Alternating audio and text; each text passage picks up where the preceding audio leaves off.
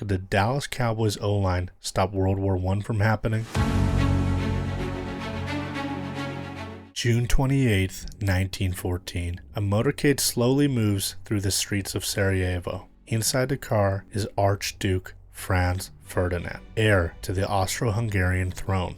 Minutes later, a young assassin named Gavrilo Princip fires 2 shots. Those shots trigger a chain reaction that becomes World War I. This assassination wasn't just random. Princip was a part of a nationalist group tied to the Black Hand. Multiple assassins lined the streets waiting for the motorcade. One even threw a grenade earlier in the route, but the moment that changed history came later. One wrong turn and the Archduke's car stopped right in front of Princip. Wrong place, worst possible timing. And 2 shots later, Europe begins sliding toward war. But what if history had one change? What if guarding the Archduke was the greatest offensive line in football history?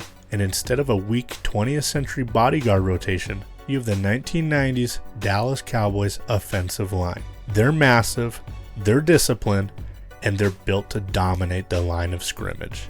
Anchored by Larry Allen, one of the strongest players in football history, and alongside elite protectors like Nate Newton and Mark Stepnowski. These guys didn't just block defenders, they erased them from history. Defensive linemen disappeared behind this massive wall, and what if that wall was protecting a moving car through Sarajevo?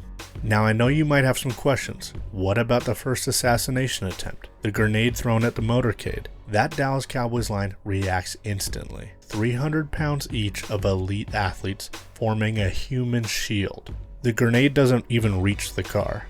Larry Allen eats it for breakfast.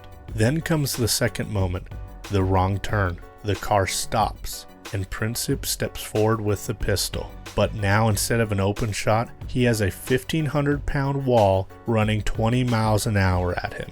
Larry Allen closes the gap like a pulling guard, Nate Newton seals the lane, and Stepnowski calls the adjustment. The assassination lane disappears. The Archduke's car drives away, the shots never happen, the crisis never explodes, and the spark that ignites World War I never lights. History changed because one man got a clear shot, but the greatest offensive lines exist for one reason: to protect the team. And the 1990s Cowboy line protected quarterbacks against the biggest, fastest defenders on earth. Against a 19-year-old assassin?